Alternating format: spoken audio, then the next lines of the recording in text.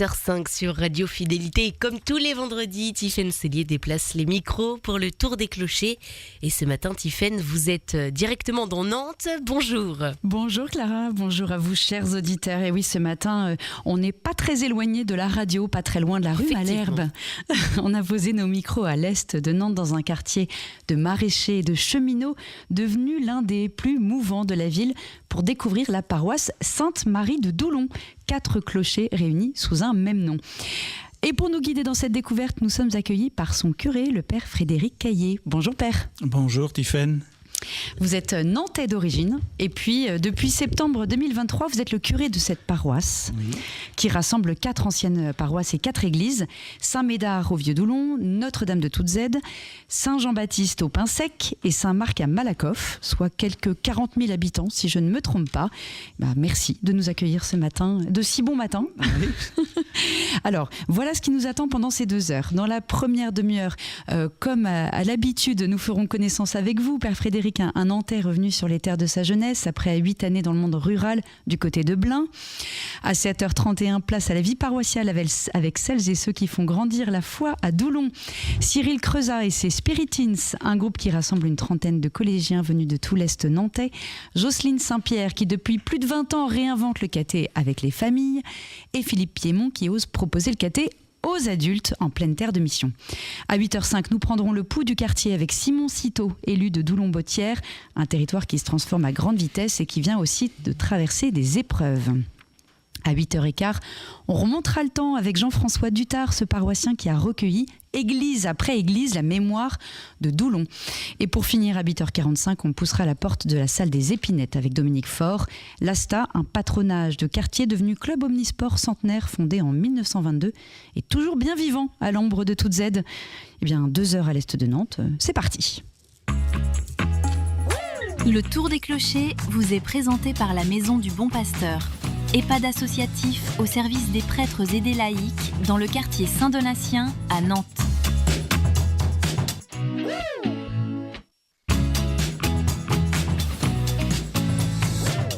Jusqu'à 9h, c'est le Tour des Clochers. Partez à la rencontre de la paroisse et de la ville avec Tiffaine Cellier et ses invités. Père Frédéric, commençons par le commencement. Vous êtes né à Nantes en 1971. Votre chemin vers la prêtrise, on peut le dire, n'est pas été le plus direct. Vous avez été ordonné à 34 ans, en 2005. Qu'est-ce qui vous a conduit, vous, jusqu'à ce oui ? Alors c'est toute une histoire de vie, comme pour la plupart de mes confrères. Ça a commencé grâce à un aumônier dans le lycée où je me trouvais, qui a été vraiment un personnage important dans ma vie, dans mon chemin de foi. Et puis ensuite d'autres témoins, pas forcément des prêtres d'ailleurs, qui ont été pour moi vraiment des témoins de la joie et du dynamisme que pouvait donner le fait de se consacrer complètement au service du Seigneur dans l'Église.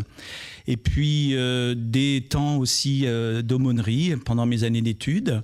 Et puis l'étape la plus essentielle, ça a été les 2 années que j'ai passées à Taïwan comme coopérant, il y a 30 ans maintenant, où là j'étais au service des missions étrangères de Paris. Et donc c'est vrai qu'à cette époque-là, la question s'était vraiment affinée en moi, dans mon itinéraire. Et en rentrant de cette coopération, le choix, j'ai fait une licence d'anglais avant de partir. Oui, j'allais vous demander quelles études vous aviez faites. Voilà, j'ai fait une licence d'anglais. Et à la fin du sursis, puisqu'à l'époque le service national était encore obligatoire, pendant le service national que j'ai effectué comme au titre de la coopération pour les missions étrangères, en rentrant, je me suis posé la question de savoir s'il fallait poursuivre dans la voie qui m'aurait sans doute permis de devenir prof d'anglais, ou bien de creuser, d'affiner cette intuition profonde et persistante que j'avais depuis l'âge de 18 ans, en faisant une demande pour entrer au séminaire et au départ pour les missions étrangères de Paris. Et donc j'ai vécu les 2 premières années de formation au séminaire Saint-Jean, mais dans l'optique de rentrer aux missions étrangères de Paris. Et puis le fait d'avoir une implication, parce que j'ai beaucoup voyagé, j'ai étudié à Angers, à Nantes et à Rennes, et donc le fait de m'enraciner un peu plus dans le diocèse, de le découvrir vraiment, parce que sinon j'étais un peu un paroissien habituel, mais comme c'était pas sur Nantes, c'est vrai que le fait de découvrir le diocèse et les prêtres pendant mes années de stage en première et deuxième année m'a fait évoluer dans mon orientation, on va dire. Et donc j'ai été admis non pas à la fin de la deuxième année pour les missions étrangères, mais pour le diocèse de Nantes. Voilà. Donc c'est un chemin qui s'est fait effectivement de façon un peu longue mais profonde, et qui a été très diverse grâce aux expériences de vie et aux rencontres que j'ai pu faire. Et donc voilà, ça fait donc 21 ans dans quelques jours que j'ai été ordonné, et je ne regrette rien. Il y a quelques curés au sein du diocèse de Nantes qui ont eu ce chemin d'être d'abord professeur, ou la volonté d'être professeur. Je pensais au curé à Pierre Biélaire dont on parlait tout à l'heure. Oui. Il y a une sorte de, on pourrait dire, de parallèle dans la transmission entre un curé et un prof. Absolument. Moi, je me souviens de ma marraine, qui était aussi ma tante, qui, au moment où j'annonce à la famille que je rentre au séminaire, me dit « Mais qu'est-ce qui t'intéresse le plus dans cette vocation ? Ce qui t'attire le plus ?» Et c'est vrai que le fait d'enseigner, de pouvoir prendre la parole, de pouvoir éclairer les personnes à qui on s'adresse sur le sens du message chrétien, commenter l'évangile, accompagner les personnes, enfin tout ce qui est de l'ordre, de l'accompagnement et de l'enseignement m'a toujours beaucoup attiré. Et c'est pas un hasard, effectivement, s'il y a beaucoup de prêtres qui ont été ou qui ont voulu être profs avant de rentrer au séminaire. Oui, le père Nicolas Harel aussi, je pense. Exactement, oui. Alors votre toute première mission, elle est à Rezé, et votre curé là-bas s'appelait Bernard Olivier, le même Bernard Olivier que vous avez remplacé ici à Doulon. Qu'est-ce que ça vous fait, ce clin d'œil du Seigneur ? Alors, en fait, le clin d'œil, il est plus lié, on va dire, au courant pastoral dans lequel on s'inscrit. Hein. Et là, le fait est que quand Bernard Olivier a demandé à quitter Sainte-Marie-de-Doulon, parce qu'il arrivait à un âge où il avait le droit de se reposer ou d'être auxiliaire, c'est vrai que les prêtres, vous savez, les curés, ils modèlent aussi un peu leur paroisse en fonction de leurs affinités, en fonction de leur sensibilité. Et donc c'est un peu pour ça aussi, je pense, que l'évêque m'a demandé de succéder à Bernard Olivier ici. Et donc, voilà, c'est vrai que j'ai été, on va dire, formé. Mes 4 premières années, c'est avec lui que je les ai vécues. Donc, effectivement, à Rezé, mais aussi Pont-Saint-Martin et les Sorinières, puisque c'était à l'époque un ensemble paroissial qui s'appelle maintenant Mère Thérèse en Sud-Loire, je crois. Oui. Et donc voilà, donc c'est surtout ça, moi, que j'ai vu, c'est qu'il y a une espèce de continuité dans une manière d'exercer le ministère qui fait que je pense qu'en arrivant ici, les paroissiens n'ont pas été complètement déroutés par ce que je leur proposais ou ce que je les invite à vivre ensemble, quoi. Ouais. Alors après Rezé, il y a eu Bougnay-la-Montagne, paroisse de Saint-Joseph de la Vallée. Oui. Après 8 années à Blain, à Notre-Dame-de-la-Paix-sur-Isaac, là il y avait 9 clochers, 28 000 habitants en plein monde rural. Oui. Qu'est-ce que ces années de campagne ont construit en vous ? Elles ont construit d'abord une capacité d'adaptation, parce que moi j'ai toujours vécu plutôt en milieu urbain ou périurbain. Les études, c'est pareil, je les ai faites dans des villes assez importantes. Et donc c'est un monde que je connaissais peu, même si d'origine familiale, du côté de mon père, les origines sont rurales. Mais le fait est que j'avais pas l'habitude de fonctionner dans ce milieu-là, dans des petites communes, avec des grandes distances, parce que la paroisse Notre-Dame-de-la-Paix-sur-Isaac fait 20 km nord-sud et est-ouest. C'est fatigant, on imagine.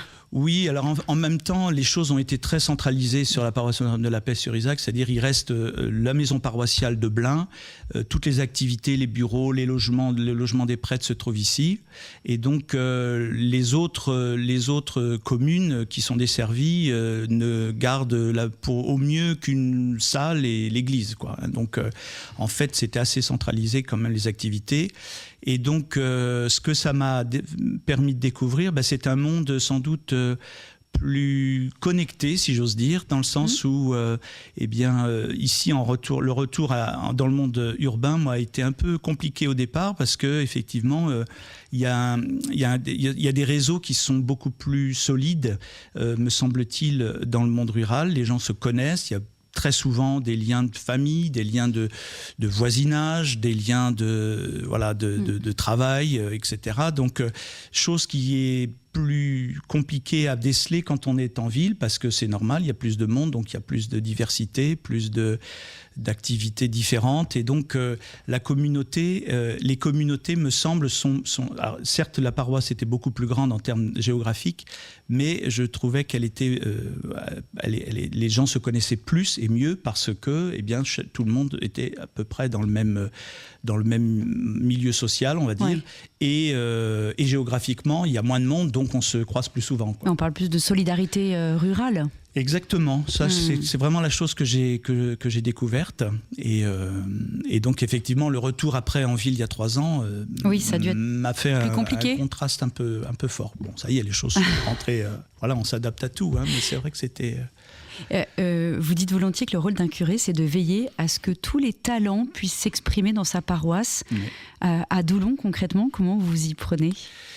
Alors je m'y prends en essayant de mettre en œuvre avec quelques chrétiens donc les nouvelles orientations de gouvernance de l'évêque. Donc alors on prend le grand mot de synodalité, mais c'est vrai que moi je le vis comme ça, c'est-à-dire faire en sorte que, alors que ce soit la CPP, que ce soit les membres de l'équipe d'animation pastorale et le CPM là, qui vient de se lancer samedi dernier. Conseil pastoral missionnaire. Voilà, conseil pastoral paroissial. On en parle pas mal en ce moment. Voilà.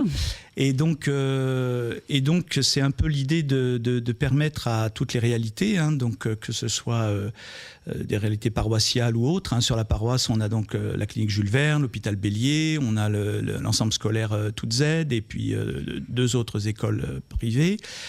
Donc toutes ces réalités-là, essayer de faire en sorte que les gens qui les animent puissent trouver des moyens, des lieux, des collaborations qui permettent d'exprimer leur talent propre, quoi. Donc c'est un peu ça l'objectif, de faire travailler ensemble. C'est vrai qu'on a comme rôle, à mon sens, de curé, de pasteur, de faire en sorte que les talents que chacun a reçus puissent s'exprimer dans la plus grande harmonie possible, même si, bien sûr, parfois, il y a des choses qui sont compliquées à faire cohabiter.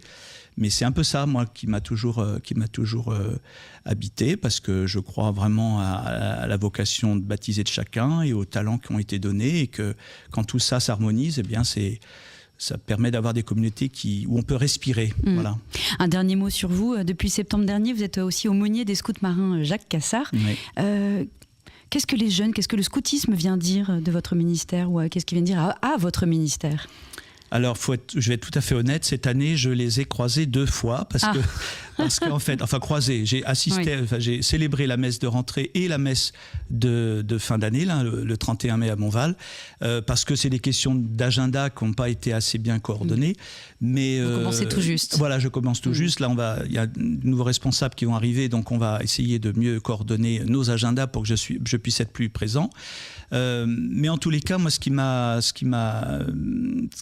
a fait que j'ai accepté cette mission, c'est le fait que Jacques Cassard, il y a beaucoup de jeunes et de familles qui sont sur la paroisse Sainte-Marie de Doulon. Et je trouvais que c'était un très bon moyen, un très bon pont entre la vie paroissiale. Alors, on ne voit pas forcément les jeunes tous les dimanches, mais au moins les parents. Et puis, c'est une manière d'unifier, là encore, et de faire collaborer des réalités différentes d'église. Donc, donc je suis dans cette optique-là. Mais je vous dis, pour l'instant, ça a été très, très léger, sur cette année pastorale-là. Et on va revenir justement dans un instant sur votre paroisse actuelle. Mais avant cela, Père, on prend un temps de prière avec l'évangile de ce vendredi 19 juin. Il s'agit de l'évangile selon saint Matthieu, chapitre 6, versets 19 à 23. Évangile de Jésus-Christ selon saint Matthieu. En ce temps-là, Jésus disait à ses disciples : Ne vous faites pas de trésors sur la terre, là où les mythes et les vers les dévorent, où les voleurs percent les murs pour voler. Mais faites-vous des trésors dans le ciel, là où il n'y a pas de mythes ni de vers qui dévorent, pas de voleurs qui percent les murs pour voler. Car là où est ton trésor, là aussi sera ton cœur. La lampe du corps, c'est l'œil. Donc si ton œil est limpide, ton corps tout entier sera dans la lumière. Mais si ton œil est mauvais, ton corps tout entier sera dans les ténèbres. Si donc la lumière qui est en toi est ténèbres, comme elles seront grandes les ténèbres. Bonjour, cette fois-ci, aujourd'hui nous avançons dans le chapitre 6 de l'évangile de Matthieu. J'aimerais vous partager 2 choses au sujet de cet évangile. Le verset « Là où est ton trésor, là aussi sera ton cœur ». Ces mots de Jésus me font toujours penser à un moment de la vie de saint Antoine de Padoue. Passant dans une ville, on l'invite à venir prêcher lors des funérailles d'un homme. Celui-ci était un usurier. Antoine prend alors pour thème de son discours ce verset d'évangile. Puis il arrive à dire « Ce riche marchand est mort, mais allez visiter son coffre, et vous y trouverez son cœur, tandis que son cadavre est ici. » Ni une ni deux, les gens alors se précipitent, recherchent le coffre, l'ouvrent. Le cœur de l'usurier, encore tout chaud, trône au milieu des pièces d'or. Cela a de quoi interpeller. Mon cœur à ma mort, où demeurera-t-il? Qu'est-ce qui est précieux dans ma vie? Quel est mon trésor? Où est-il? En vue de quoi? Et puis une deuxième chose au sujet du regard. La lampe du corps, c'est l'œil. Nous sommes là dans la conception ancienne de la vision, où le corps projette une lumière qui illumine et éclaire ce qui est à l'extérieur. Comme un œil sain ou limpide projette de la lumière dans le monde, une personne qui a été remplie de la lumière du royaume la projette aussi dans le monde. Et cela lui permet de s'orienter dans un monde de ténèbres et de les disperser. Au lieu de tâtonner, une personne éclairée par une telle lumière peut faire les bons choix, peut prendre la bonne orientation et savoir faire des bons choix quant au trésor du ciel.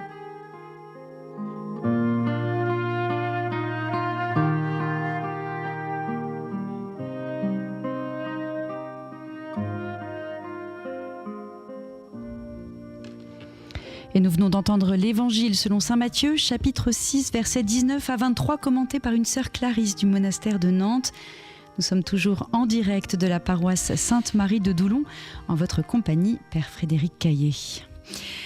Un petit mot peut-être sur cet Évangile, Père. Il y a cette fameuse phrase prononcée par Jésus, « Là où est ton trésor, là aussi sera ton cœur ». Pour un curé qui arrive dans une paroisse comme Doulon, où est-ce qu'il va chercher le trésor? Où est-ce qu'il se cache? Eh bien, il se cache dans ce que je vous disais juste avant, je pense. C'est-à-dire que on arrive comme pasteur d'une communauté. Nous avons eu des prédécesseurs. Il y a eu des projets qui ont été montés, des habitudes qui ont été données. Et donc, pour moi, la première mission que nous avons, c'est de découvrir justement le trésor de ce qui se vit en termes de fraternité, en termes de liturgie, en termes de projets. Et ça, c'est déjà le travail, si je peux dire, pendant 2 ou 3 années d'observation, de découvrir les gens, de connaître les réseaux qui existent entre les personnes. Et donc, c'est ce trésor-là qu'il faut savoir découvrir. Et puis ensuite, se l'approprier dans le sens où on a tous un peu des projets aussi pour les paroisses et les communautés dont on devient responsable. Et donc, à partir de l'existant, voir comment les choses peuvent évoluer, je ne dirais pas s'améliorer, mais évoluer, être plus en phase aussi avec la population présente, parce que le quartier de Nantes-Est se renouvelle beaucoup. Il y a aussi beaucoup de populations différentes de ce qu'elle était à l'origine. Donc, comme dans beaucoup de paroisses ici, il y a les historiques, c'est-à-dire des gens qui sont là depuis 40, 50 ans, donc ont connu un style de vie dans ce quartier, qui était un quartier assez populaire à l'origine, et qui aujourd'hui se gentrifie très très rapidement. Donc, il y a toute ce mélange, et ce qui fait aussi la beauté de cette paroisse, c'est à la fois la beauté et la difficulté, c'est la diversité socioculturelle qui est présente, puisque On part de Malakoff, donc la gare sud, avec la cité de Malakoff, mais aussi les nouveaux quartiers de Prégauché, là, qui ont été inaugurés, qui s'inaugurent progressivement de ces 10 dernières années, avec des populations nouvelles et différentes.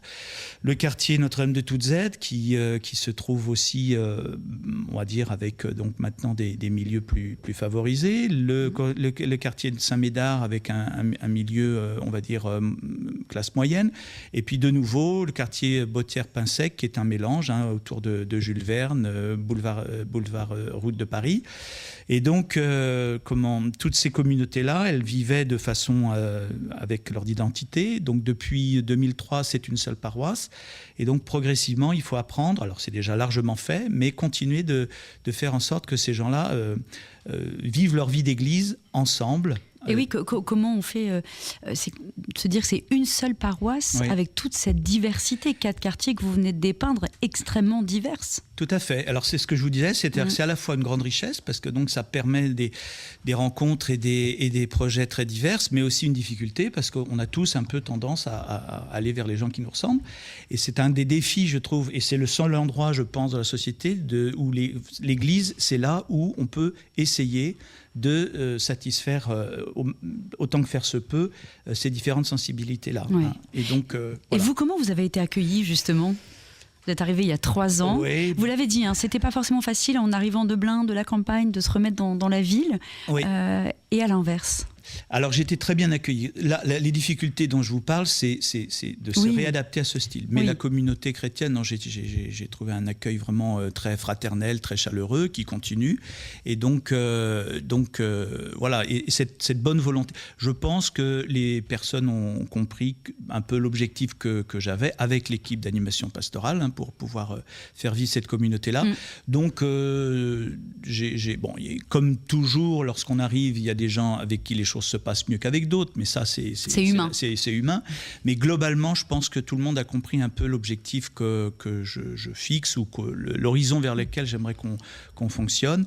Et progressivement, au bout de 3 ans, parce qu'il faut du temps, évidemment, j'ai le sentiment qu'on marche dans le bon sens. Ça y est, ça commence à... Il y a quand même, oui, comme vous dites, une EAP, une coordinatrice pastorale, un conseil pour les affaires économiques, vous avez aussi des diacres. La paroisse repose sur pas mal d'épaules. Qu'est-ce que ça change pour vous, justement, de ne pas porter tout seul ? Eh ben, ça change beaucoup de choses, et particulièrement depuis septembre dernier, là où donc on a mis en place la nouvelle forme d'équipe d'animation pastorale, qui est composée de 6 personnes, avec donc une rencontre. Nous, on se rencontre 2 fois par semaine, par mois, parce que j'ai la chance d'avoir des gens actifs, donc c'est dans cette EAP, donc c'est un peu, voilà, faut qu'ils gèrent aussi leur temps de travail, et donc ça, pour moi, ça a été vraiment cette année un grand soutien, et avec la coordinatrice pastorale, parce que vraiment les deux, on est vraiment un binôme qui fonctionne, je pense, très bien, et le fait de pouvoir partager les projets, les difficultés et les décisions, je trouve que voilà, ça allège le poids, et surtout ça allège le fait que dès qu'il y a un problème, c'est vers le curé qu'on va. Là, je trouve qu'il y a une autorité partagée, enfin pas une autorité, une responsabilité. Voilà, et les membres de l'EAP jouent tout à fait leur rôle. Alors ils ont en gros toujours un secteur dans lequel ils sont un peu plus référents, on va dire. Donc et ils assument très bien cette mission qui leur a été confiée, en fonction de leur affinité, eux aussi, humaine et pastorale, quoi. Donc, c'est vraiment un sentiment de travail en équipe. Voilà. Dans votre mission de curé, qu'est-ce qui vous rend vraiment heureux, Père Frédéric ? Qu'est-ce qui fait que vous vous dites oui, c'est pour ça que je suis là ? Eh bien, j'ai envie de citer le cardinal Aveline, dans son petit traité de théologie de la mission, où il dit le rôle de l'Église, c'est de servir la relation d'amour entre Dieu et son peuple. Et alors, c'est un peu ça, en fait, qui nous anime, je pense, quand on s'oriente vers le ministère de prêtre. Mais il faut du temps et des années d'expérience pour mesurer la réalité de ce fait. C'est-à-dire que vraiment, pour moi, le ministère de prêtre et de curé en particulier, c'est de créer les conditions de possibilité d'une rencontre entre une partie du peuple de Dieu et son Seigneur. Alors ça se réalise vraiment de façon très objective dans la liturgie, bien sûr, mais c'est aussi tous les projets pastoraux, tout ce que nous pouvons vivre qui amène les personnes à mieux se connaître, à mieux rentrer dans leur intériorité. Et ça, c'est vraiment le carburant de mon ministère, c'est-à-dire de faire en sorte que les personnes, non pas admirent le prêtre ou le diacre ou le chanteur ou l'instrumentiste qui est présent, mais que tous ces facteurs-là, évidemment, il faut essayer de viser toujours au mieux, tous ces facteurs-là créent la possibilité, les conditions de la possibilité d'une rencontre entre Dieu et les paroissiens qui sont présents. Merci infiniment, Père Frédéric, pour ces échanges. Dans quelques instants, place à la vie paroissiale. Restez avec nous, ce sera juste après la météo. C'est le tour des clochers. 7h33 sur Radio Fidélité. On poursuit notre tour des clochers en direct de la paroisse Sainte-Marie de Doulon à Nantes. On entre maintenant dans les coulisses de cette communauté paroissiale à la rencontre de celles et ceux qui la font vivre au quotidien. Entre groupes de jeunes et caté dimanche, enfants et adultes, on va découvrir des initiatives originales. Et pour commencer, je me tourne vers les jeunes, enfin vers celui qui les accompagne. J'accueille Cyril Creusat. Bonjour Cyril. Bonjour.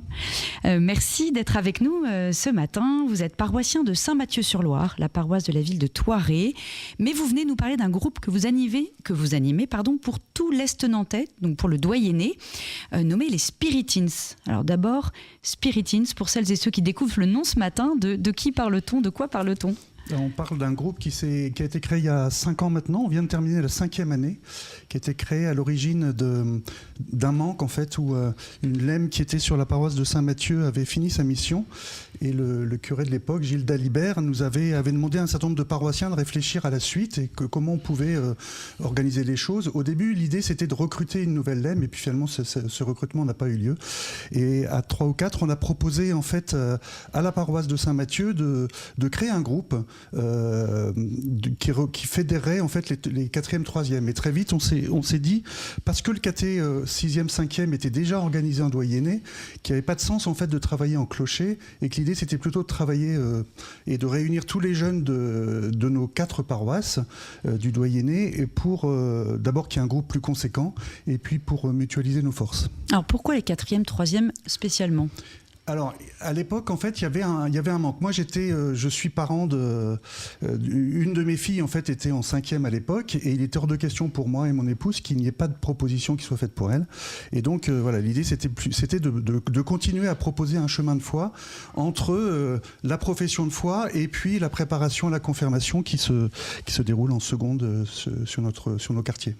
Voilà. Et donc, on a créé ce groupe, et on a essayé d'imaginer comment on pouvait animer en fait et propager et partager avec des jeunes. Alors ils viennent d'où ces jeunes que vous réunissez de 4e et de 3e ? C'est tous les collèges du Doyenné ? Alors c'est ça, c'est complètement ouvert. L'invitation a été faite au départ à tous ceux qui suivaient le caté 6e, 5e, et en leur disant mais invitez des copains, et ce qui a été fait. Et en fait aujourd'hui c'est une trentaine de jeunes qui se réunissent des collèges privés et des collèges publics, et on regroupe une trentaine de collèges différents sur le secteur. Et ça donne une trentaine de jeunes ? En moyenne, cette année, 26 jeunes qui sont réunis 9 fois, une fois par mois. Et c'est ça qui est fabuleux. Non seulement ils viennent, mais ils reviennent. Ils invitent du monde. Donc ça fonctionne. Et ça fonctionne. Une soirée Spiritins, concrètement, comment ça se passe ? Vous m'aviez dit en préparant cette émission que vous fonctionnez un peu à la manière d'un parcours Alpha. Oui, moi j'étais un peu marqué par mon engagement dans Alpha. Je l'ai vécu comme participant, et puis après comme à la cuisine, à l'aide des soirées Alpha. Et moi je suis marqué dans l'Évangile et dans la Bible par l'importance des repas. Jésus passe ses journées à manger. La scène, c'est l'élément le plus important, mais le lien avec Zachée, c'est un repas. La veuve de Sarepta, c'est un repas. Il y a plein d'éléments dans la Bible où tout se passe autour d'un repas. Et force est de constater que nos repas de Spiritins, c'est peut-être le moment le plus fort. C'est le moment où les jeunes se retrouvent entre eux. On les laisse tranquilles. Et c'est là où se créent les amitiés. Ouais. Les amitiés qui dépassent les collèges, qui dépassent les milieux, qui dépassent plein de trucs. Et force est de constater que ça continue encore, puisque aujourd'hui, les terminales qui passent le bac, donc la première promo de Spiritins, se retrouvent tout le temps. Ouais. Voilà. Donc vous leur préparez un repas ou ils commandent des pizzas ou... Ouais, en fait, ce qui se passe, c'est que le choix qu'on a fait, c'est que... Alors, on a la chance d'avoir Cécile, qui est chez nous, qui est l'une des animatrices, qui est cuisinière de métier et de profession, et elle a vraiment la joie de ça. Et elle prépare tous les soirs, pour nous, toutes les soirées, un giga buffet.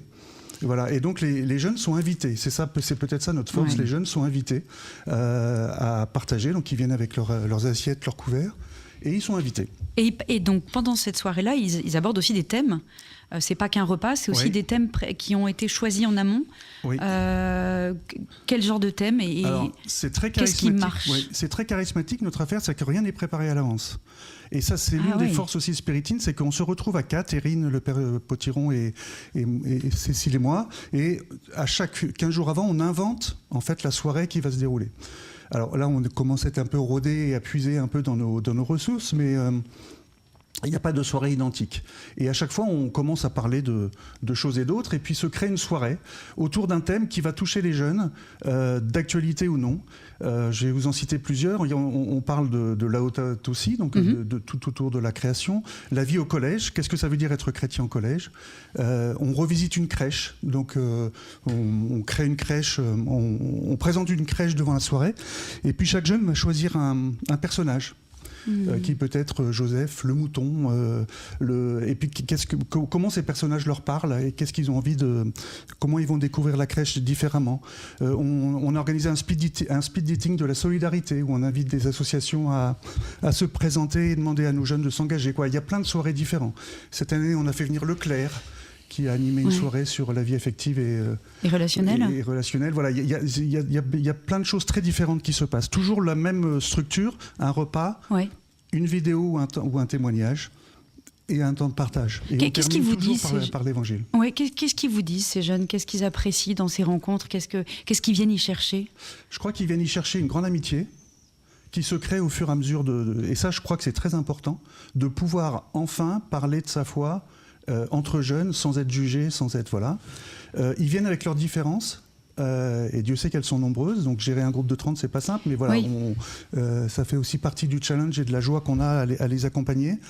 Je crois on arrive à leur transférer, nous, notre propre amitié entre nous, c'est notre groupe d'animateurs. Vous êtes combien d'animateurs? On est 4, et assez soudés, et je crois qu'on vit entre nous des choses importantes, et je crois qu'on arrive à faire passer ce message, et puis je crois qu'ils sont heureux de partager sur des sujets très différents qui les touchent. Moi, je me souviens un jour avoir préparé, c'était dans cette salle, j'étais venu présenter au Spiritins au catécolège, donc au 5e et 6e, au futur Spiritins. Je leur présente la soirée, puis il y a un jeune qui se tourne vers moi et me dit « Mais c'est pas du caté ?» Mais non, c'est pas du caté, c'est la vie que tu vas vivre au quotidien. La vie communautaire. Voilà, c'est ça. Et de pouvoir partager deux sujets très variés entre jeunes, je crois que c'est très important. Est-ce que ça les pousse à avoir envie de se retrouver le dimanche à la messe ou pas? Alors moi, je suis paroissien de Saint-Mathieu, donc je ne vais pas très souvent dans les autres paroisses, donc je ne sais pas exactement... Mais dans la vôtre, au moins dans la vôtre, on retrouve quelques jeunes, mais pas tous, en fait. Pas tous, voilà. Après, il y a un partage d'évangile, quand même, lors de cette soirée. Alors, il y a une vie chrétienne. Oui, c'est ça, tout à fait. En fait, on termine toujours par « Et Jésus, qu'est-ce qu'il penserait de ce thème ?» Un soir, on a parlé des réseaux sociaux, et on a partagé le fait que Jésus était le premier des influenceurs. Autour d'un évangile. Et donc voilà, voilà un peu l'idée. Ramener à leur réalité. Exactement. Alors, c'est toujours les fins de soirée, les derniers temps de la soirée. Et Jésus, qu'est-ce qu'il en pense? Qu'est-ce qu'il a à te dire?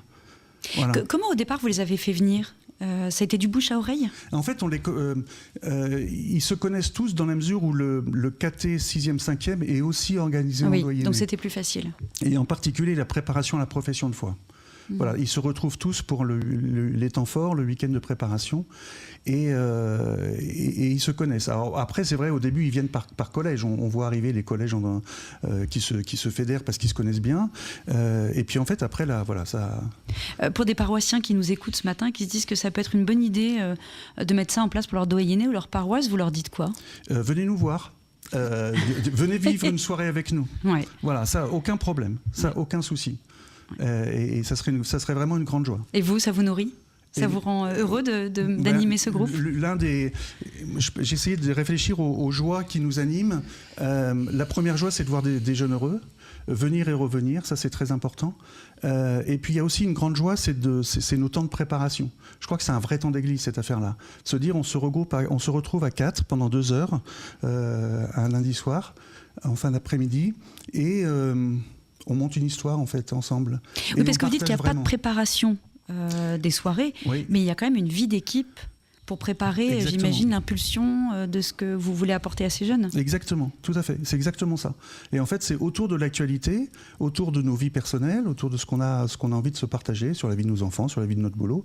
Et après, on démarre une préparation, et puis chacun apporte son charisme, quoi. Erin arrive avec ses vidéos, ses chants, Cécile avec ses grandes idées de jeu, Joe avec son retour sur toute la vie qu'il a eue avec la pastorale depuis maintenant 60 ans. Voilà. Donc c'est assez riche et on partage tout ça et on arrive à monter des soirées qui valent le coup. Qui valent vraiment le coup. Ouais. Merci Cyril. Des collégiens qui se posent les grandes questions ensemble entre eux, c'est déjà une belle promesse. Et justement, la foi, ça peut commencer bien plus tôt, dès l'enfance parfois, et avec les parents. C'est tout le pari de Jocelyne Saint-Pierre qui nous rejoint maintenant, suivi de près par Philippe Piémont.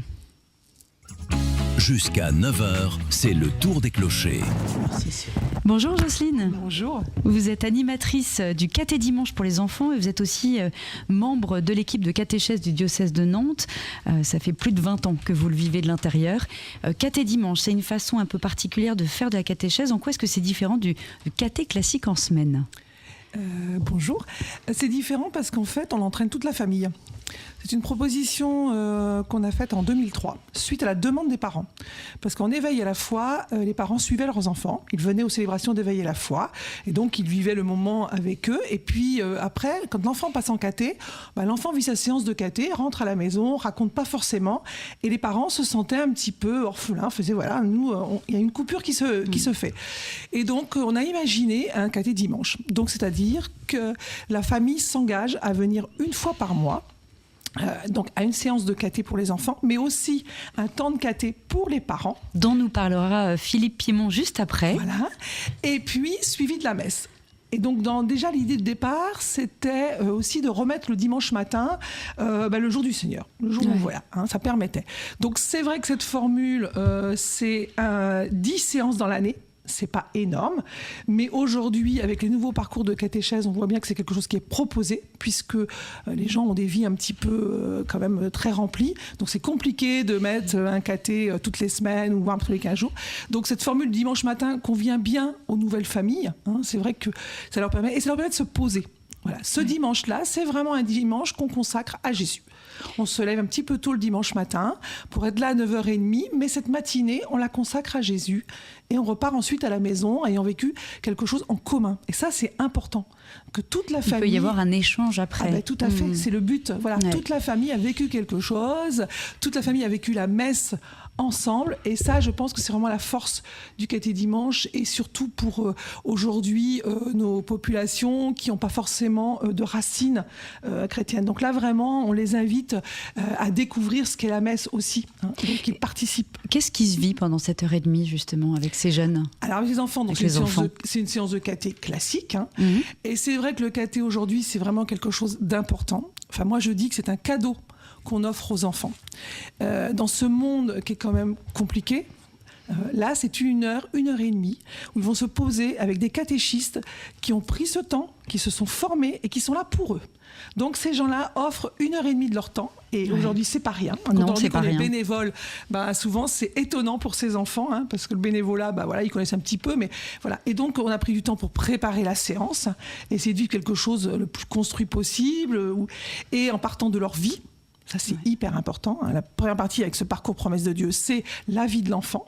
Oui, c'est la promesse de Dieu. C'est bien la collection que vous avez choisie au diocèse de proposer aux paroisses. C'est la collection qui a été écrite par la province. Donc le diocèse de Nantes a été participant à cette écriture.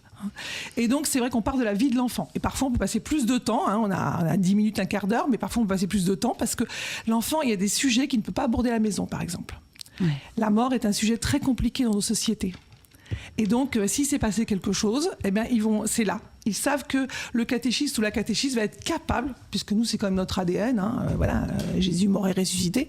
Voilà, donc ils savent que, intuitivement, le catéchiste va pouvoir répondre à leurs questions. C'est devenu un lieu d'écoute. Ah, tout à fait, d'écoute, de respect. Ouais. Et l'enfant se sent vraiment respecté. Chacun parle à son tour. Ça, c'est quelque chose qui existe aussi.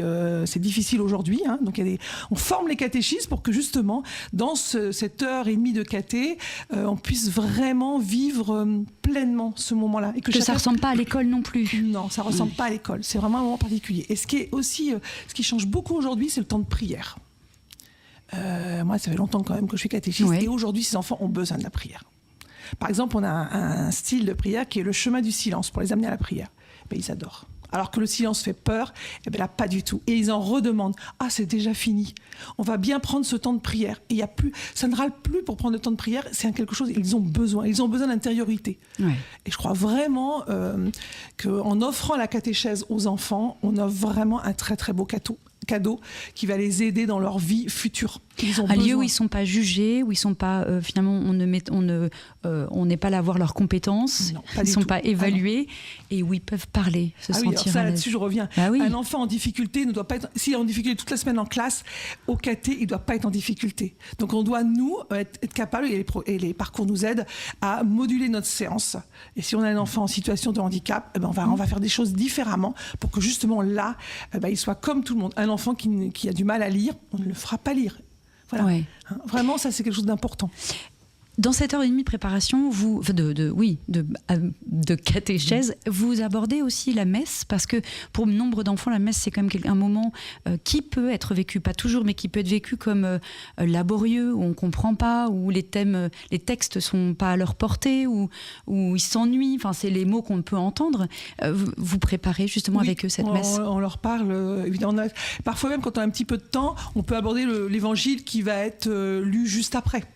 Pour que ce soit plus facile pour eux. Alors plutôt avec les plus grands, parce que les petits, mais avec les plus grands, justement, on va dire tiens, aujourd'hui, ça va être cet évangile-là, tu vois, il y a tel et tel mot qui est peut-être un peu compliqué pour vous. Donc voilà, effectivement.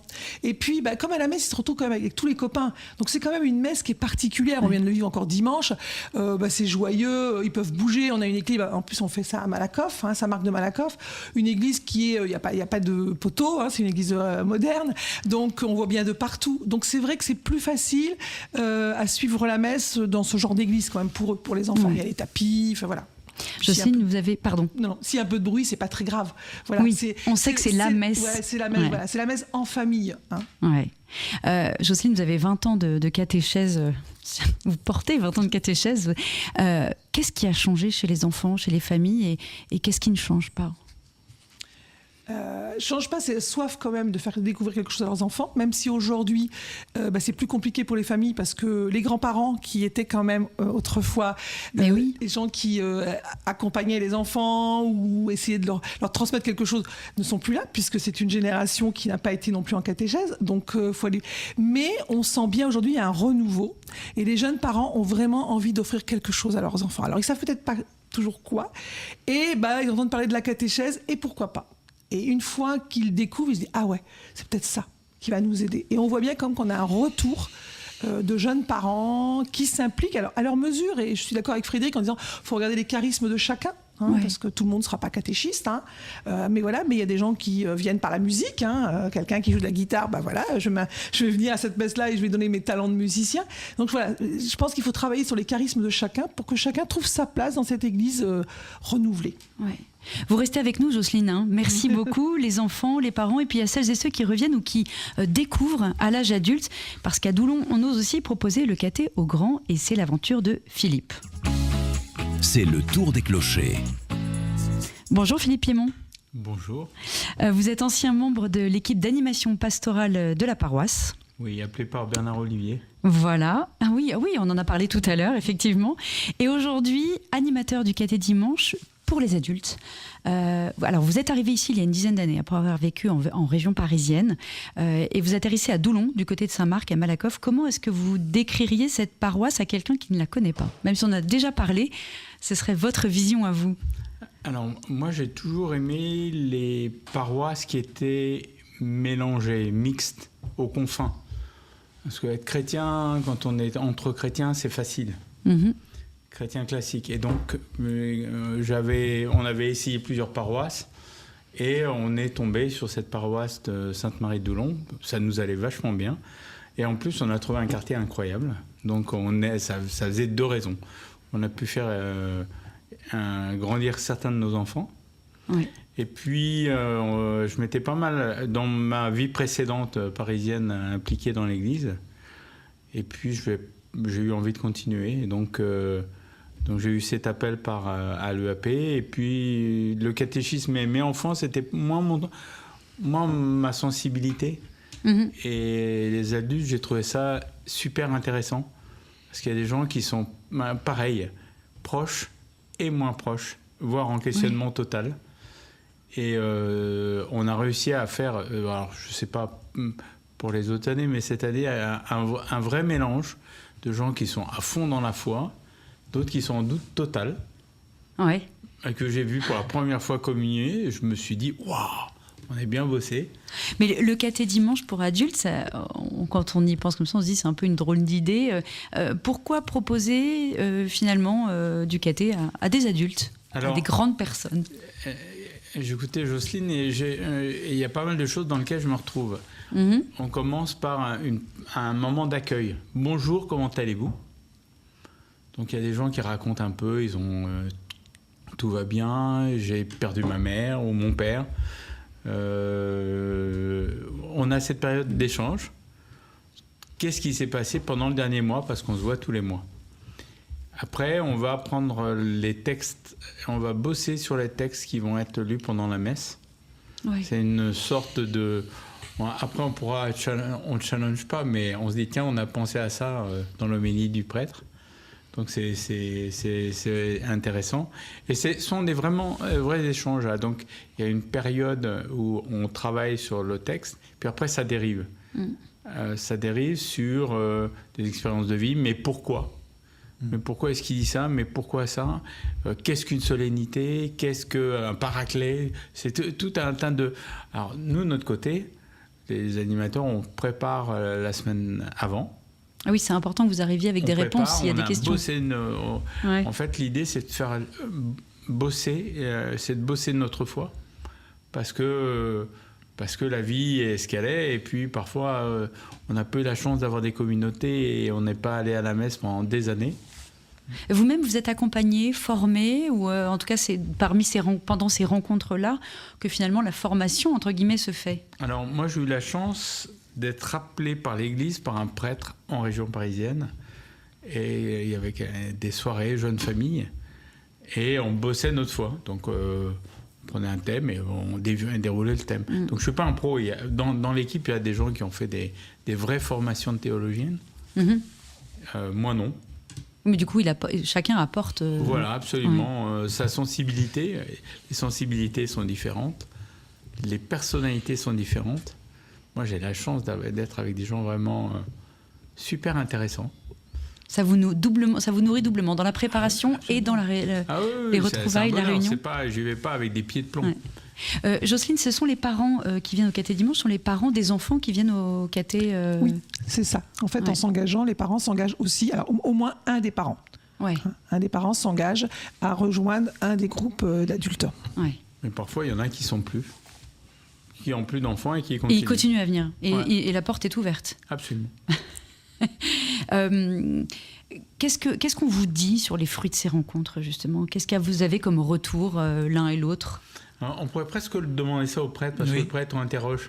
Oui, je pense que les fruits, c'est par exemple cette année, en début d'année, c'est pour aller dans le sens de ce que dit Philippe, quelqu'un un papa qui revient donc pour ce temps de... Alors moi je dirais que c'est pas véritablement de la catéchèse que vous vivez, c'est du partage d'évangile. C'est-à-dire que l'objectif, c'est de pouvoir approfondir l'évangile du jour, puisque donc tout ça se fait dans la même matinée. Mais du coup, ça fait pas peur le mot caté dimanche, sachant que c'est plus du partage que du caté? C'est-à-dire qu'en fait, il y a une telle tradition, puisque ça date depuis 20 ans. On a fêté les 20 ans l'an dernier. On a fêté les 20 ans, voilà. 23 ans. Donc en fait, c'est quand même une très bonne réputation, si je peux dire, dans le doyenné, enfin, au moins dans la paroisse. Et donc, ce que je voulais dire, c'est ça. C'est ce papa qui revient en début d'année, et je le connais un peu. Je dis, vous n'avez plus d'enfants concernés par la catéchèse. Et il me dit, non, mais moi, c'est ma bouffée d'oxygène mensuelle, donc je ne lâcherai pas.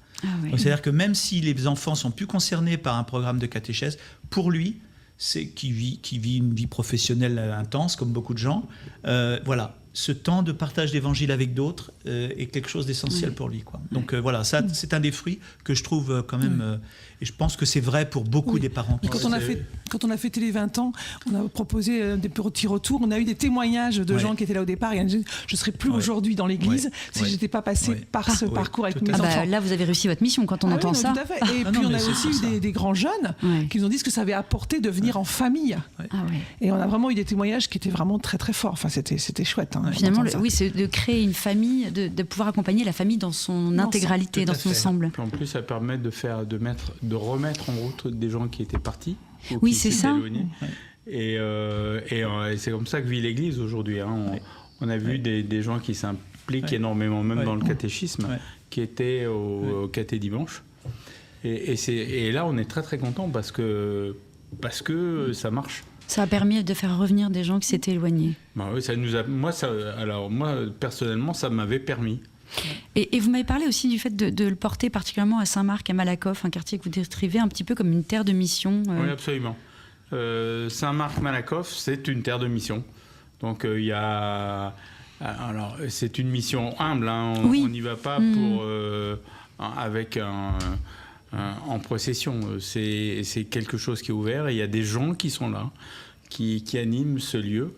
On parle de mixité et la mixité doit aussi être portée dans ces quartiers. Et c'est un lieu d'apaisement avec des gens qu'on ne voit jamais. C'est intéressant. Qui viennent ce jour-là. Qui viennent, on ne voit jamais. Merci beaucoup. Merci Philippe, des enfants, des ados, des adultes à Doulon. La foi se transmet à tous les âges. Et on referme ce temps paroissial. Merci à vous trois d'avoir témoigné de vos missions. Merci Cyril Creusat, merci Jocelyne Saint-Pierre, merci Philippe Piémont. Il est bientôt 8h, juste après les informations. Nous prendrons le pouls de ce quartier de l'Est nantais avec un élu de Doulon-Bottière, avec un grand voyage dans l'histoire des clochers de Doulon. Restez avec nous sur Radio Fidélité. La suite du Tour des Clochers, c'est juste après les Flash Infos. Vous êtes sur Radio Fidélité et jusqu'à 9h, c'est le Tour des Clochers. Tiffaine Sellier et ses invités reviennent dans quelques instants. Radio Fidélité, il est 8h.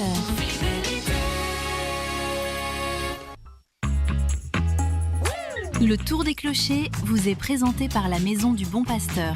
EHPAD associatif au service des prêtres et des laïcs dans le quartier Saint-Donatien à Nantes.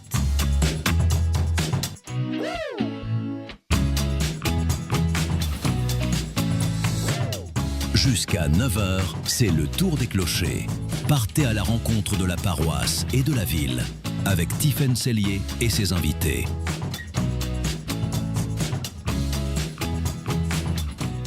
8h06 et on retrouve Tiffaine Sellier. Tiffaine, vous êtes toujours en direct de la paroisse Sainte-Marie de Doulon.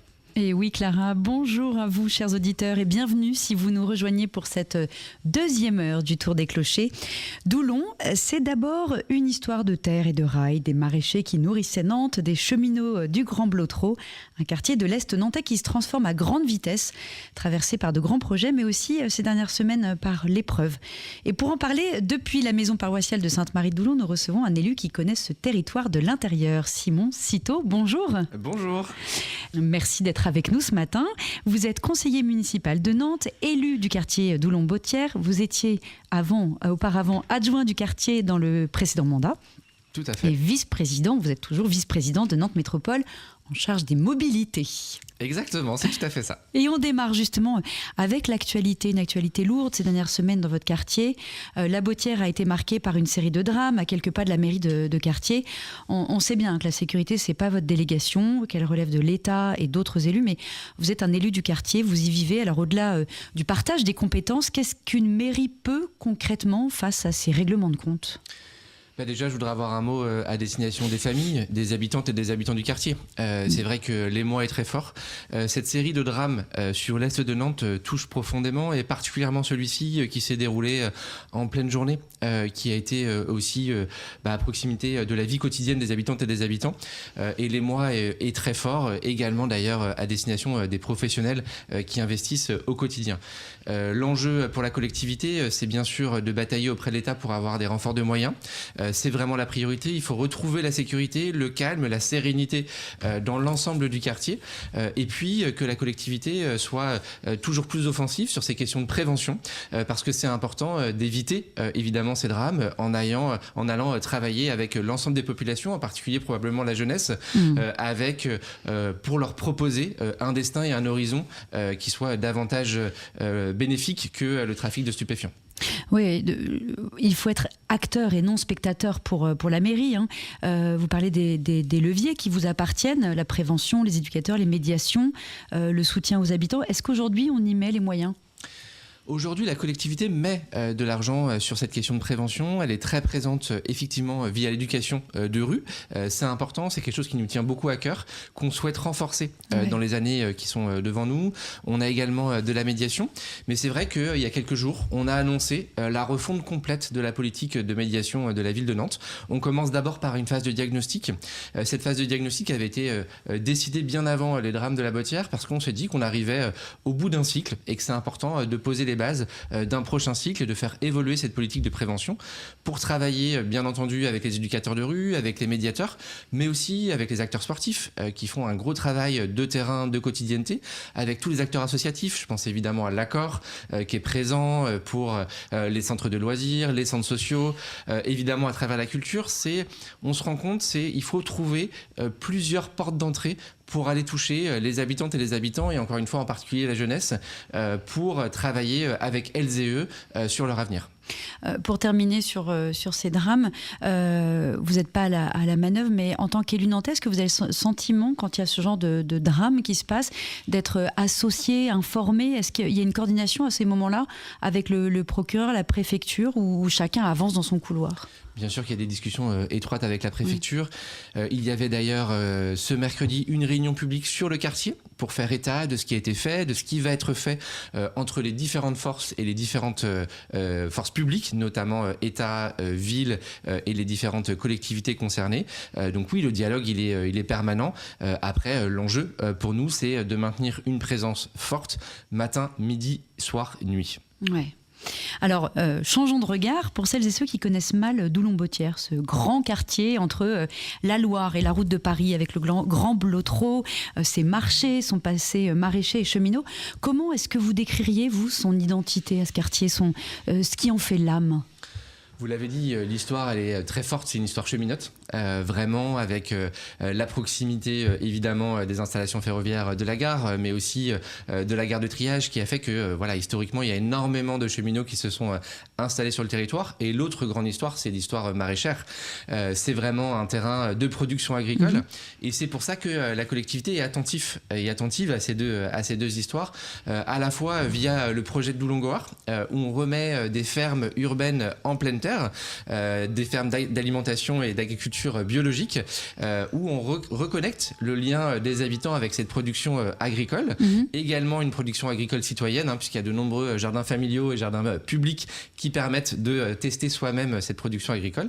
Et puis le retour de l'histoire cheminote, puisqu'on a de nombreux technicentres qui se sont installés avec le tram-train, le technicien du Grand Blotreau, et là également des nouveaux technicentres qui sont en train de s'installer. Et on voit le retour de cheminots et de cheminotes et de professionnels du ferroviaire revenir sur le quartier, et on en est très fiers.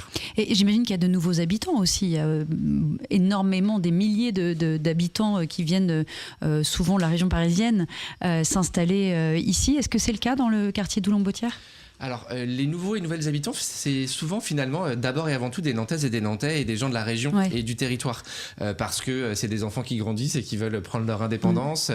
C'est parfois des situations familiales qui évoluent, et donc on a d'abord finalement, j'ai envie de dire, des régionaux, des locaux qui viennent s'installer sur le territoire. Mais oui, on a des personnes un petit peu de partout qui viennent sur Nantes et sur la métropole, et donc on a un enjeu d'accueil avec la production de logements. C'est dans ce sens qu'avait été développé développé le quartier Bautières-Chênay à l'époque, qu'on continue à proposer des nouveaux logements en essayant le plus possible de reconstruire la ville sur elle-même et de limiter l'artificialisation des sols parce que c'est un enjeu aujourd'hui écologique majeur. C'est un quartier très divers, on le disait, rien qu'au niveau de la paroisse, ça se sent. Alors au niveau chrétien, beaucoup de sensibilités différentes. Il y a quand même aussi beaucoup, j'imagine, de milieux sociaux différents. Tout ça cohabite. Vous sentez une effusion, est-ce qu'il y a des lieux qui rassemblent ces milieux sociaux ? Alors finalement, c'est un lieu où il y a effectivement beaucoup de diversité et de mixité sociale. Quand on regarde les données de l'INSEE, on voit que finalement le revenu médian, si je mets de côté Bautières-Pinsec, qui est un quartier vraiment populaire, sur les autres secteurs du quartier, le revenu médian est assez homogène en fait sur le territoire, puisqu'on a différentes typologies d'habitants sur différentes typologies d'habitat, logement social, logement senior, appartement parfois un petit peu vieillissant, pavillon, et cette diversité de l'habitat fait qu'on a cette mixité sociale qui se retrouve dans nos parcs. Le parc du Grand Blotteau est un vrai lieu de mixité. Il est dur à dire ce mot. J'ai du mal, moi. Je parle un peu vite en plus. Mais c'est un vrai lieu de mixité sociale où, par les activités sportives qui sont possibles, parce qu'on a tout un tas de terrains sportifs, basket, tennis, rugby, cricket, qui sont en accès libre sur le parc du Grand Blotteau. Et également les balades, la possibilité d'aller glaner quelques fruits qui sont aussi présents. Et c'est vrai que là, toutes les générations et toutes les classes sociales se retrouvent dans ces équipements. Ça fonctionne. Et puis, il y a une bonne nouvelle, la mairie de quartier d'Oulon qui vient de rouvrir le mois dernier après 3 ans et demi de travaux et plus de 5 millions d'euros investis. Qu'est-ce qu'elle représente, cette mairie, pour les habitants ? C'est vraiment une des portes d'entrée du service public. On y vient pour se marier. Aujourd'hui, on propose aussi d'y venir pour ceux et celles qui le souhaitent de faire leurs obsèques à cet endroit-là. Il y a des demandes pour certains et certaines d'avoir des lieux publics pour cela. Mais c'est aussi des lieux pour faire ses documents d'identité et aussi pour questionner son accès au service public et de venir dire j'ai besoin de ci, de ça, d'accompagnement, d'aide, de tarification solidaire sur les mobilités, par exemple. Et donc, c'est vraiment cette porte d'entrée où je peux venir poser une question libre et les agents sont formés pour y répondre. Et surtout, derrière cette mairie de quartier, on a renforcé les locaux associatifs, parce qu'on parle beaucoup de la mairie, mais aux étages, on a rénové et rendu accessible l'ensemble des locaux de la mairie pour que les associations puissent aussi se saisir de ces nouveaux locaux et d'y proposer leurs activités. Donc c'est un lieu de rencontre aussi. C'est un lieu de rencontre, de brassage, d'accueil. Et on évite de tout centraliser finalement, d'avoir tout dans une seule mairie. C'est important ça, à vos yeux ? On a ce choix historique à Nantes d'avoir de nombreuses mairies annexes et de mairies de quartier. Sur le territoire, on en a 2. On a celle de Doulon, donc qui vient de terminer ses travaux. Et on va engager à la fin de cette année les travaux sur la mairie annexe de la Bautière, puisqu'on va faire un pôle d'équipement de services publics où on va y regrouper l'agence de Nantes Métropole Habitat, les services du département de Loire-Atlantique et nos services de la mairie de quartier en un seul bâtiment au cœur du quartier de la Bautière, là aussi pour avoir un vrai choix politique de mettre du service public là où il y en a besoin. Ouais. Vous parliez tout à l'heure de l'écoquartier Bautières-Chênay qui s'achève, Doulon-Gohard qui sort de terre sur d'anciennes terres maraîchères. On voit que le quartier se réinvente. Quelle ville cherche-t-on à dessiner ici pour demain ? C'est une ville plurielle où chacun peut s'épanouir, peut se divertir et bien vivre au quotidien. La qualité de vie, ça a été le moteur du projet Doulon-Gohard. C'est parce que c'est à la fois des habitats de qualité. On a regardé sur l'exposition, sur l'isolation, le confort d'été, le confort d'hiver. C'est vraiment important dans les habitations de Doulon-Gohard. Mais c'est aussi un projet culturel. Il y a le port des Arts Nomades qui va bientôt commencer. C'est un lieu dédié aux arts du cirque qui existe déjà sur le quartier, mais qui nécessitait d'avoir un équipement au niveau de ce que représente leur activité au quotidien. Et donc, on va le renforcer. On va aussi rénover la maison de quartier de Doulon, qui en avait grand besoin, qui a été construite il y a longtemps, où on avait un certain nombre de problématiques, et donc on s'est engagé à la réhabiliter et à la rénover.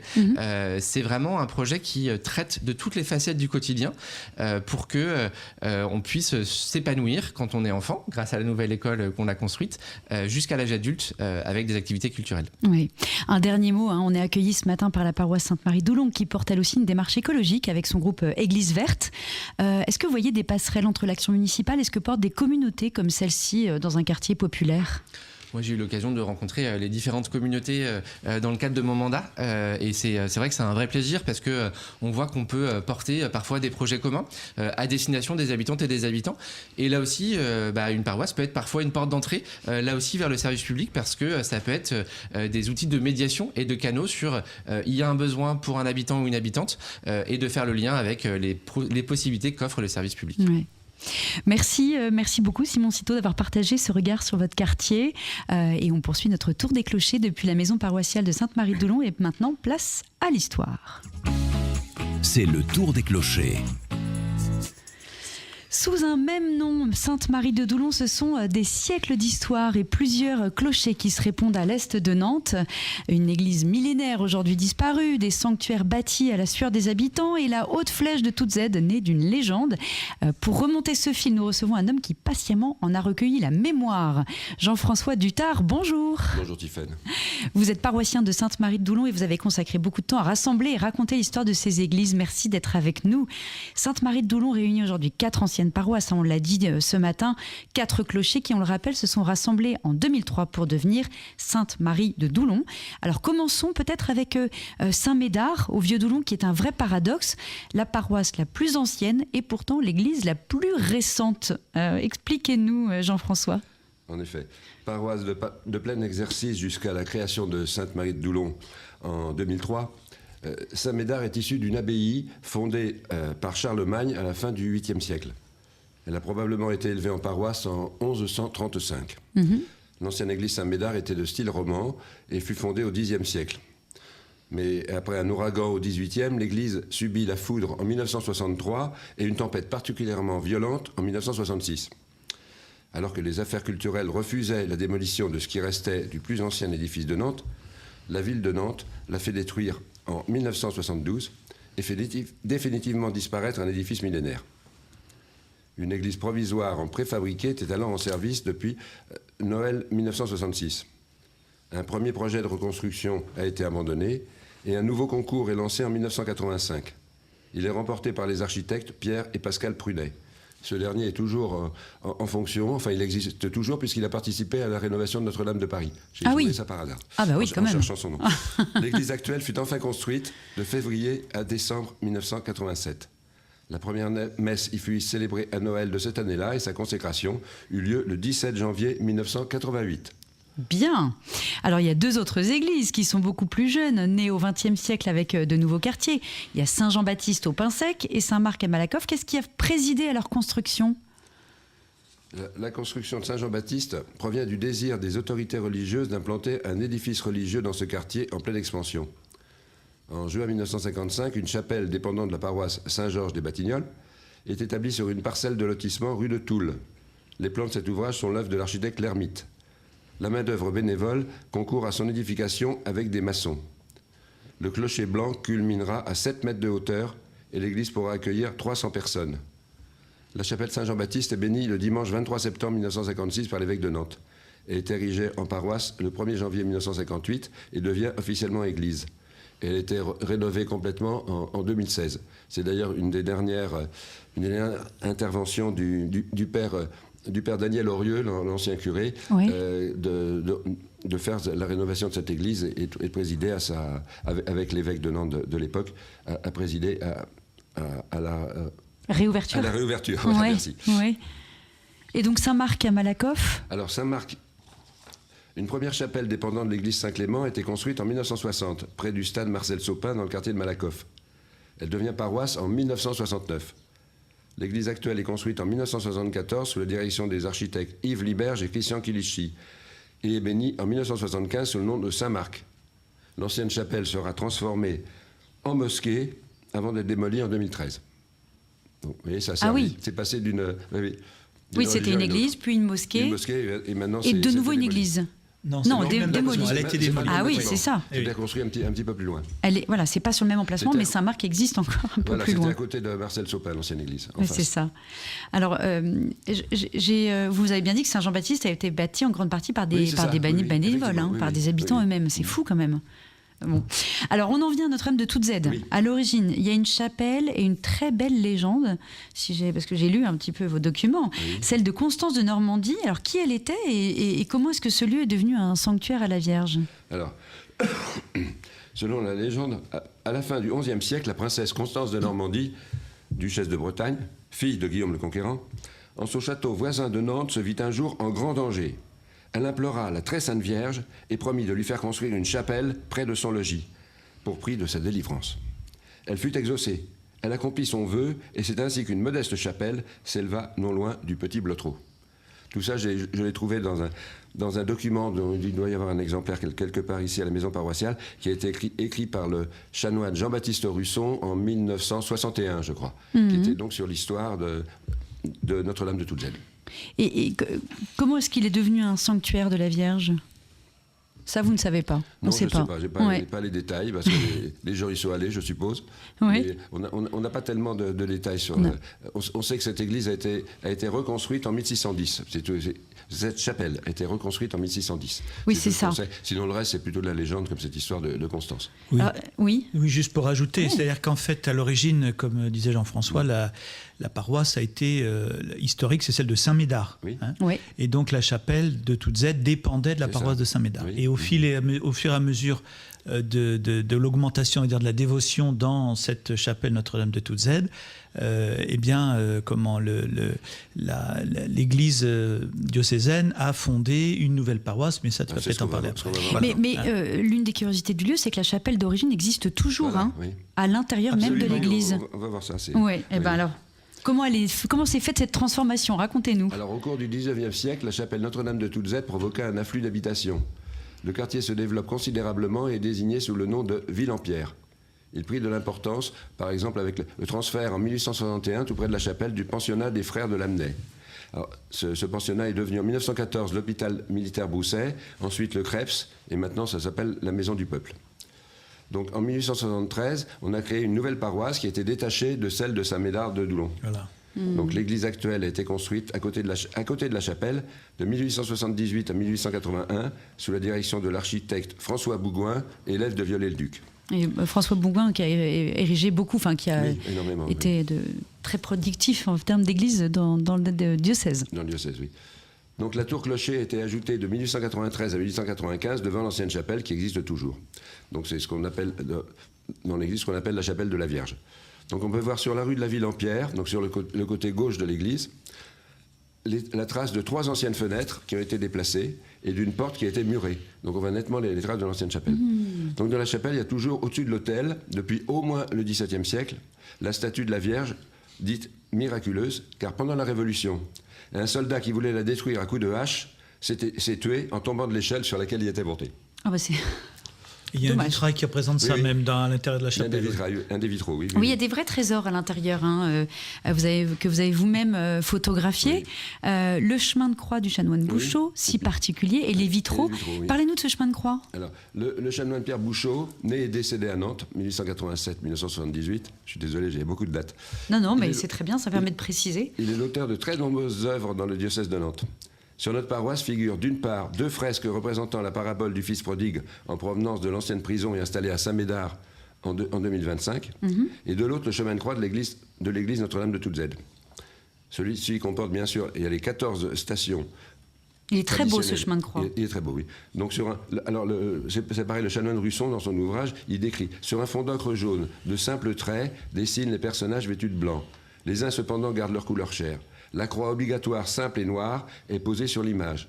À la 12e station, un Christ en cuivre y est suspendu. Alors je peux dire un petit mot sur les vitraux également. Oui. Donc les précédents avaient été détruits par un bombardement en 1944. Et ils ont été remplacés en 1958 par une œuvre du peintre verrier Maurice Rocher. Donc les hautes fenêtres de la nef sont fermées de simples verres teintés et les baies du rez-de-chaussée sont meublées de vitraux au teint clair, agrémentés de symboles de la Vierge, d'armoiries ou de scènes historiques.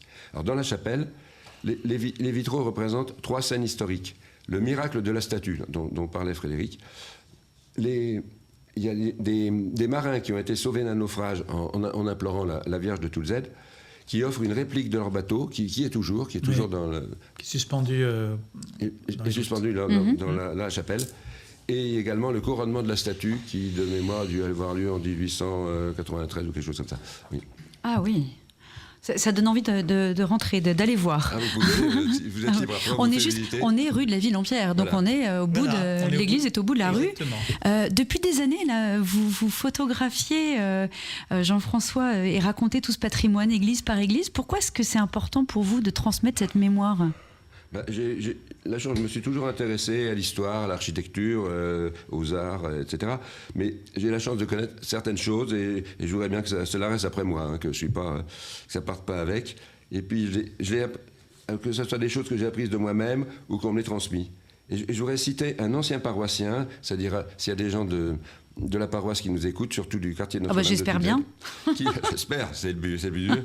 Et je voudrais citer un ancien paroissien qui s'appelait Monsieur Michel Kérézéon, qui est décédé en janvier dernier, et c'est lui qui m'a transmis énormément de documents sur Notre-Dame de Toutzed. Eh ben, on le remercie beaucoup, et on vous remercie aussi. Avant de terminer, est-ce que je peux dire, si les gens que ça intéresse, de pouvoir consulter le site de la paroisse, sainte-marie-doulon.org. J'allais le dire, pour en savoir plus, ils peuvent, et vous avez tout référencé, et c'est passionnant. Il y a une page par église, on y va, on va lire. Merci Jean-François Dutart pour ce partage, pour ce voyage à travers les clochers de Doulon, une histoire qui continue de s'écrire ici à Sainte-Marie-de-Doulon. Dans quelques instants, juste après le journal de Radio Vatican, nous pousserons la porte d'une institution du quartier. Restez avec nous sur Radio Fidélité, à tout à l'heure. Vous êtes sur Radio Fidélité et jusqu'à 9h, c'est le tour des clochers. Tiffaine Sellier et ses invités reviennent dans quelques instants. 8h45 et nous rejoignons Tiffaine qui est toujours en direct de la paroisse Sainte-Marie de Doulon. Jusqu'à 9h, c'est le tour des clochers. Partez à la rencontre de la paroisse et de la ville avec Tiffaine Sellier et ses invités.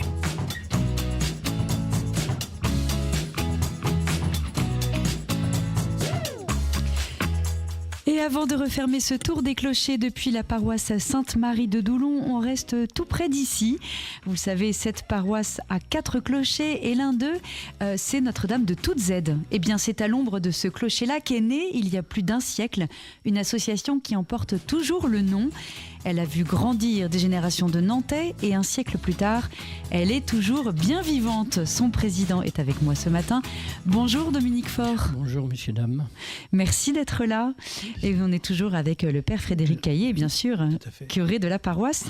Alors, l'ASTA, ça veut dire Association sportive et culturelle Notre-Dame de Toutzed. Mais à l'origine, en 1922, c'était pas une association sportive du tout, hein ? Non, c'était issu d'un patronage. Oui, c'est ça, un patronage. Et on trouve l'acquisition en 1902 d'une propriété rue Denis Papin et l'aménagement d'une salle de théâtre, puis un déménagement en 1909 rue Francis de Pressensé, avec une nouvelle salle. Puis après, il y a eu la guerre, bien sûr.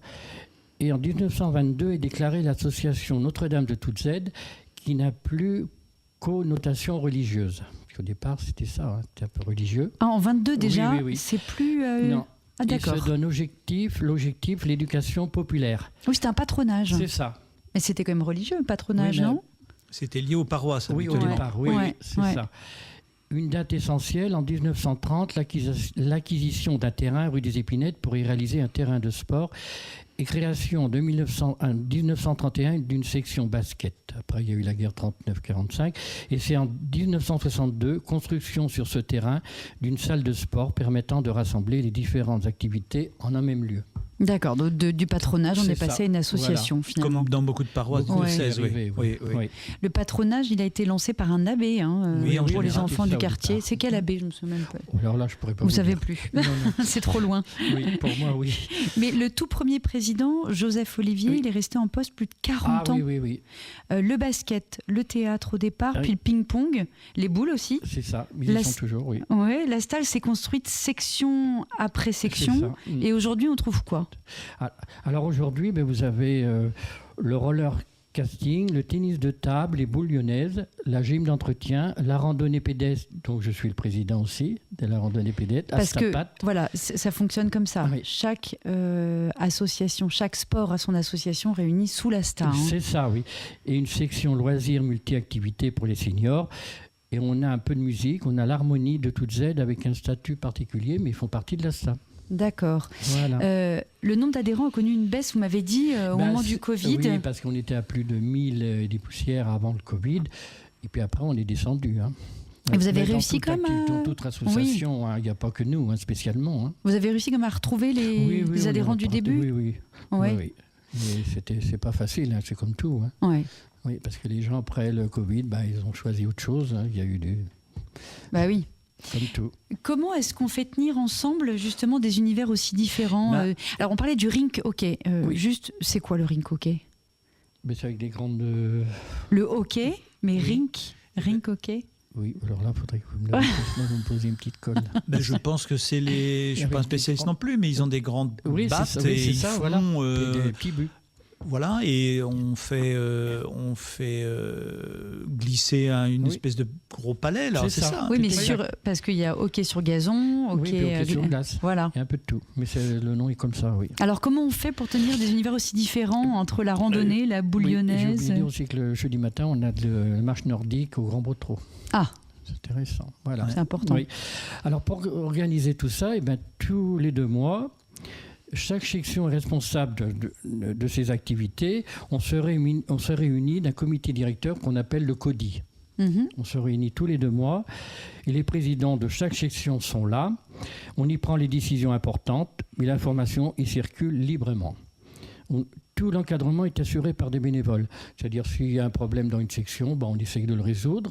On est tous ensemble et on résout les problèmes. Donc voilà c'est comment vraiment fonctionnent unité, toutes les sections de l'ASTA. Ouais. Voilà. Vous dites souvent que l'ASTA, c'est avant tout un lieu de regroupement familial au cœur de toute Z. Concrètement, qu'est-ce que ça change pour un quartier d'avoir un club comme le vôtre? Moi, j'ai entendu parler d'institution. Oui, l'ASTA, je crois que depuis le temps, elle est quand même bien dans le quartier. Après, le problème du quartier, c'est qu'il est comme toute habitation, il se développe. Et nous, notre souci maintenant, c'est d'aller vers eux. Parce qu'il y a des gens qui arrivent, mais ils ne sont peut-être pas au courant qu'il y a une association qui s'appelle l'ASTA. Il faut communiquer. Voilà, donc c'est un peu, dans les années à venir, ce qu'il faudrait faire, alors comment, je ne sais pas, pour faire connaître qu'il y a une association dans le quartier. Parce que les gens votre défi. C'est le défi à venir, oui. Peut-être que ça va être par le bouche à oreille. Oui, il y a ça aussi, oui. Mais il faudra qu'on voit ce qu'on peut faire pour que les habitants du quartier, parce que c'est quand même important, puis il va y avoir du monde après. Voilà, ce qu'on disait un peu plus tôt, c'est-à-dire qu'il y a un tel apport de population nouvelle dans toute cette zone de Nantes, qu'effectivement des institutions comme l'ASTA et autres, faut qu'elles ne peuvent plus passer par les canaux historiques, si j'ose dire, parce qu'en fait souvent c'était les familles, le père était membre. Mais là maintenant, c'est plus la même chose. Voilà, puisque les gens viennent de l'extérieur et effectivement, il y a une communication à jouer. À se faire connaître. Mais votre section la plus connue, justement, c'est sans doute le rink hockey. Il y a une fierté particulière du côté des féminines. Elles ont été vice-championnes de France. Parlez-nous de cette aventure. C'est la section la plus connue, le rolling skating, avec ses différentes activités, le ring hockey, le roller cocker, je ne sais pas comment on dit, le roller artistique et le roller de vitesse. C'est surtout ça qu'on a pas mal de C'est champions. La glisse qui... oui. Et elle représente la moitié des 750 adhérents de l'association, les rollers. Ah oui. Ah oui, c'est la moitié. Oui, il y a combien d'adhérents aujourd'hui? À peu près 730, 740. Au lieu de 1000 avant le Covid. C'est une grosse perte? Oui. Oui. Pour pouvoir vivre après? C'est ça, oui. Comment ça fonctionne? Il y a une adhésion à payer dans chaque structure? Dans chaque section, il y a une adhésion. Mais par contre, si comme moi, je paye l'adhésion de la randonnée, et puis les autres veulent faire de la gym, ils ne payent pas 2 fois l'ASTA. C'est normal, parce qu'ils font partie de l'ASTA. Ils ne vont pas payer 2 fois la cotisation de l'ASTA. Voilà, oui, je vérifiais, mais le rink hockey, effectivement, c'est le hockey, mais sur des rollers. C'est ça. Voilà, oui, ils ont des roulettes. Ouais. C'est ça. Donc le roller plaît énormément. Oui. Et puis on a à côté, on a le collège de Notre-Dame de Toute-Z, donc on est en partenariat avec eux. Et puis comme ça, ils font leurs cours dans notre salle. D'accord, vous louez Oui, c'est ça. C'est un partenariat qu'on a avec eux, avec la région et tout. Et comme ça, ils sont juste à côté. Pour eux, c'est impeccable. Et puis après, ils peuvent intégrer aussi effectivement l'association. Voilà. Oui, ils ont tout ce qu'il faut.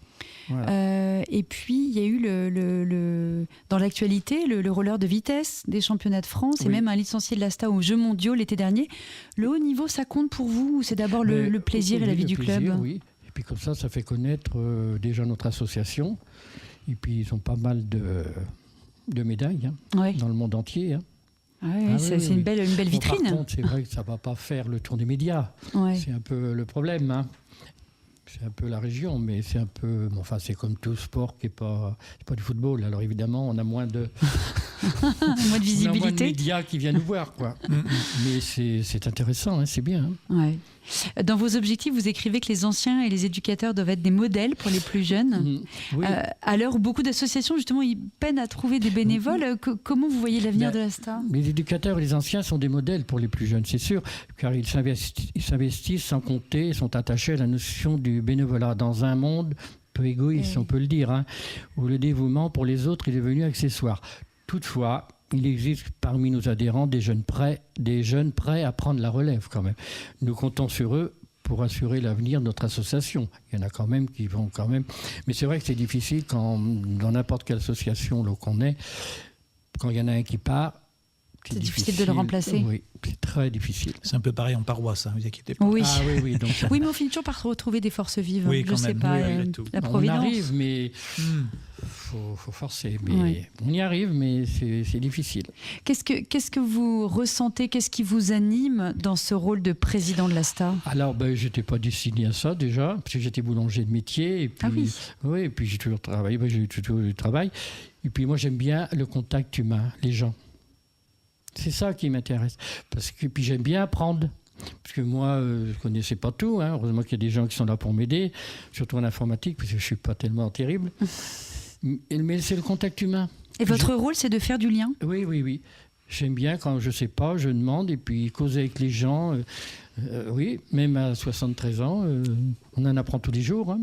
C'est ça, moi, qui me plaît. Parce que des fois, je me dis, oh là, j'ai ça. Mais non, mais j'aime ça. Alors, j'ai dit, tant que j'aimerais ça, je continue. Oui. Après, alors pour finir, si quelqu'un nous écoute et a envie de pousser la porte de la salle des Épinettes, on fait comment? On a l'ASTA sur Internet, mais c'est ce que je vous disais tout à l'heure. Il faut que nous, de notre part, on essaye de trouver pour attirer les nouveaux habitants qui arrivent. Mais quelqu'un qui veut rejoindre peut venir salle des Épinettes, rencontrer ou aller sur le site Internet ASTA. Oui, c'est ça. Et puis, nous, il faut qu'on trouve pour attirer les habitants du quartier. Peut-être c'est bien connu, mais il faut connaître un peu plus l'ASTA. Avec les nouveaux venus, oui. Avec les nouveaux sûrement. Venus. L'émission va peut-être servir à ça. Merci Dominique Faure pour ce voyage. Pour ce voyage de plus d'un siècle, du patronage d'hier au club d'aujourd'hui. La preuve qu'un quartier, ça se construit aussi autour de ses associations et de ceux qui les font vivre. Ouais. Et puis, on a commencé ce tour des clochers à la paroisse, et tout naturellement avec vous, Père Frédéric, que nous allons le conclure. Merci. C'est le tour des clochers. Et nous voici au terme de ce tour des clochers en direct de la paroisse Sainte-Marie de Doulon à Nantes. Un dernier mot, Père Frédéric, après ces 2 heures, cette matinale bien remplie qui a commencé bientôt pour nous. Qu'est-ce que vous aimeriez transmettre à vos paroissiens et à celles et ceux qui nous écoutent ce matin ?